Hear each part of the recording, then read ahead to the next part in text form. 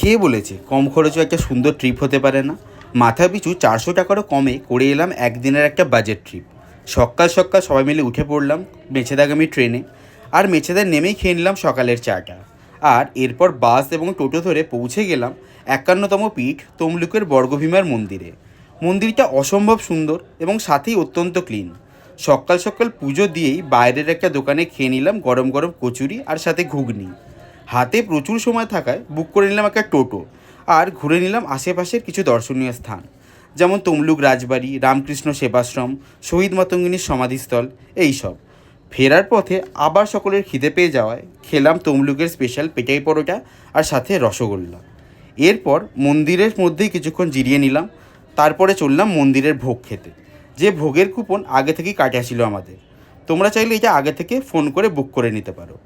ভোগে ছিল ভাত, আলু ভাজা, শুক্তো, ডাল, একটা মিক্স ভেজ, মাছ, চাটনি এবং পায়েস। জমিয়ে লাঞ্চ করার পরেই চললাম বাস ধরে মহিষাদল রাজবাড়ি দেখতে। প্রবেশ মূল্য 20 টাকা হলেও ভেতরে গিয়ে মনটা জাস্ট ভালো হয়ে গেল। এরপরে ছিল বাড়ি ফেরার পালা। তবে একদিনেরই ট্রিপ মনটা জাস্ট ভরিয়ে দিল। এই জায়গায় কে কে অলরেডি ঘুরে এসেছো নিচে কমেন্ট করে জানাতে একদম ভুলো না।